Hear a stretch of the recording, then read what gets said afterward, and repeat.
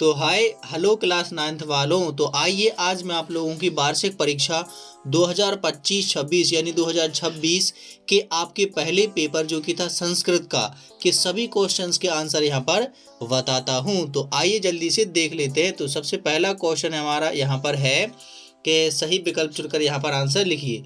तो रामस पदे विभक्ति बतानी है। तो रामस में है भाई साहब अपनी कौन सी षष्ठी विभक्ति। ओके। लताभ्या पदे वचनमस्ति। तो यहाँ पर वचन कौन सा है? तो यहाँ पर हो जाएगा बहुवचन। ठीक है। अगला यहाँ पर हमारे पास में क्वेश्चन है कि चतुर्थ विभक्ति उदाहरण किसका है? तो चतुर्थ विभक्ति यहाँ पर उदाहरण हो जाएगा किसका? फलाय का। ठीक है, यानी कि दूसरे का। अगला क्वेश्चन है यहाँ पर हमारा कौन सा? चौथा। राज्ञा पदे विभक्ति अस्ति। तो हमें ये बताना है कि राज्ञा में कौन सी विभक्ति यहाँ पर है। तो आंसर हो जाएगा यहाँ पर तृतीय विभक्ति। अगला है अव्यय पद अस्ति। तो यहाँ पर अव्यय कौन सा है? अत्र है अव्यय। ठीक है, और बाकी सारे नहीं हैं। अगला है अधुलिखितेषु अव्यय पदम नास्ति। अव्यय पद नहीं है तो दवा कोई अव्यय नहीं है। ओके। अगला क्वेश्चन यहाँ पर हमारे आ जाते हैं खालिस्तान। तो आइए जल्दी से खालिस्तान के आंसर मैं यहाँ पर आप लोगों को बता देता हूँ। तो गच्छति पदे में लकार कौन सी है? तो लट लकार है। ठीक है, मैं ऐसा टिक करते जाता हूँ, आप लोग लिखते जाइए कि कौन सा है। लोटरकार का उदाहरण यहाँ पर है बद। ठीक है। पठश्यामी पदे में लकार कौन सा है? तो लिट। इसमें कौन सा है? लिट लकार है। ओके। अगला है कीडंती में कौन सा धातु है? तो कीट धातु है, मतलब खेलना। अधिकारः पदे में कौन सा उपसर्ग है? तो अधि, ये तो आपको पता ही है। प्रा उपसर्ग से कौन सा उदाहरण है? तो प्राचार्य, ये हमारा उदाहरण है। ठीक है। अगला क्वेश्चन चलते हैं हम लोग और क्वेश्चन नंबर आ जाते हैं तीसरा। ये देखिए जो आपकी जोड़ियां आई थी ना, ये बेहतरीन कमाल की आई थी। अब देखना कमाल की, बस एक ट्रिक लगानी थी। जैसे विद्यालय, विद्यालय में हमारी दीर्घ संधि, तो ये पहला हो जाएगा। स्वागतम, तो ये यड़ संधि, तो ये दूसरा हो जाएगा। ठीक है, ये कौन सा हो जाएगा? दूसरा। इसी क्रम में सारी हमारी ये जोड़ियां थी। सज्जन में कौन सी संधि हो जाएगी? तो ये हमारी व्यंजन संधि, ये तीसरा हो जाएगा।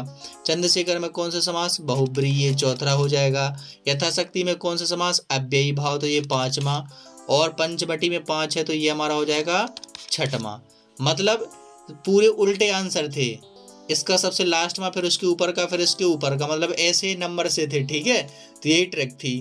तो ये हमारा हो गई जोड़ियां। चलिए बढ़ते हैं अगले क्वेश्चन की तरफ और क्वेश्चन नंबर 4 में देखते हैं कि हमसे क्या यहाँ पर पूछा गया है। ओके। तो क्वेश्चन नंबर 4 में हमसे पूछा गया है कि पठित्वा में कौन सा प्रत्यय है? तो पठित्वा में हो जाएगा यहाँ पर भाई साहब कौन सा?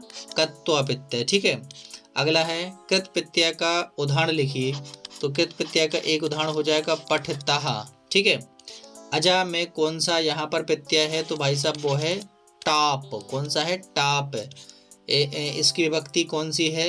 तो भैया तेजस्वी का भवती। तो इसका आंसर हमें तेजोमयी का भवती। तो तेजमयी क्या होती है? हमारी विद्या, यानी कि ज्ञान तेजमय होता है। का तंडुलानु भवती, तो बालः। ठीक है, क्या हो जाएगा? बालः। अगला है आयत लोचना का अस्ति, तो सीता। ये इसके राइट आंसर यहाँ पर हो जाएंगे। चलिए बढ़ते हैं अगले क्वेश्चन की तरफ और अगला क्वेश्चन है हमारा यहाँ पर आमना, यानी कि शुद्ध और अशुद्ध। तो पहला हो जाएगा आम। मैं देखिए सीधे आंसर लिख देता हूँ, आप लोग अपने मिला लीजिए कि आपने कौन सा यहाँ पर क्या है। ये हो जाएगा ना, फिर ये हो जाएगा हमारा आम, और चौथा हो जाएगा हमारा यहाँ पर ना, पांचवा हो जाएगा आम, और छठवां हो जाएगा यहाँ पर ना। तो अब देखिए इनकी भी एक सेटअप बनी है, आम ना आम ना आम ना। 3 आम है 3 ना है। ठीक है। अगला क्वेश्चन चलिए देखते हैं। ये तो हमारे क्वेश्चन आंसर हैं, तो ये तो आपने कर ही लिए होंगे। इनके आंसर मैं अभी नहीं बताता हूँ, बस थोड़ी देर के बाद आपको पता चल जाएंगे। अगला क्वेश्चन है यहाँ पर हमारा कौन सा? 11वां। और 11वें क्वेश्चन में हमें क्या करना है? प्रश्न निर्माण करना है। तो कोई से भी यहाँ पर हमें कितने करने थे? कोई से भी यहाँ पर आपको 2 करने थे। ठीक है, कितने करने थे? 2। तो चलिए इसको मैं छोड़ देता हूँ। वृक्षा फलानी का ना खादंती, तो यहाँ पर आ जाएगा के। बस इसकी जगह पे के लिख देना था और ये पूरा का पूरा हो जाएगा। सूर्योदयात, तो इसमें लिख देना था कस्मात। ठीक है, इसमें लिख देना था कस्मात और पूरा ज्यों का त्यों। तो ये आपका बन जाएगा आंसर। ठीक है। अगला क्वेश्चन है यहाँ पर हमें का किम कथति, किसने किसको कहा? तो ये कहा था भाई साहब आपकी वृद्धा ने किसका कहा था? बालिका को। तो ये इसका आंसर हो जाएगा वृद्धा बालिका, और इसका हो जाएगा प्रति। ठीक है, वृद्धा बालिका प्रति कथयति। चलो कथयति और लिख देता हूँ, कथयति। ठीक है, मतलब वृद्धा ने बालिका के प्रति कहा या बालिका को कहा। पूर्वः प्रातरासम क्रियतम, तो ये किसने कहा? तो ये भैया बोला था किसने? स्वर्ण काका ने किसको बोला था? बालिका को। ठीक है, तो आप लोग लिख लेंगे इसके आगे। अगला है पीता नाम अपाम कुअपी सादृढ़ाम, तो ये किसने बोला था? ये बोला था तो भाई साहब आरुणि ने किसके लिए बोला था? आरुणि ने बोला था श्वेत केशु के लिए। ठीक है, श्वेत केंतु के लिए। ठीक है, तो ये हो जाएंगे आपके इसके उत्तर। और चलिए और आगे बढ़ते हैं और हम लोग देखते हैं कि अगला क्वेश्चन यहाँ पर हमारा क्या है। तो वाच्य परिवर्तन करना है, तो रामेण गृहम गम्यते, तो बस गम्यते की जगह पर आप लोगों को लिख देना है गच्छति, और बस ये हमारा पूरा का पूरा सेम टू सेम रामेण गृहम गच्छति। ओके, और सा रोटिका खादति क्रम वाच्य बनाना है, तो सा की जगह पर हो जाएगा यहाँ पर तेन, और यहाँ पर हो जाएगा खाद्यते। क्या हो जाएगा? खाद्यते। और इसमें कर्तवाच्य में बदलना है, तो ये हो जाएगा गाय के इनका गाय कहा, और इसमें हो जाएगा गायती। ठीक है, क्या हो जाएगा? गायती। आगे बढ़ते हम लोग और देखते हैं कि अगला यहाँ पर हमारे पास में क्या क्वेश्चन आता है। आपने श्लोक जो सीखे होंगे सो वो तो आपने लिख ही दिए होंगे। एक श्लोक लिखना था, 2 नंबर का था। ये हमें क्या करना था? शुद्ध अशुद्ध करना था। तो भैया पहला तो सबको आता ही है, श्री गणेशाय नमः। ठीक है, तो ये क्या हो जाता?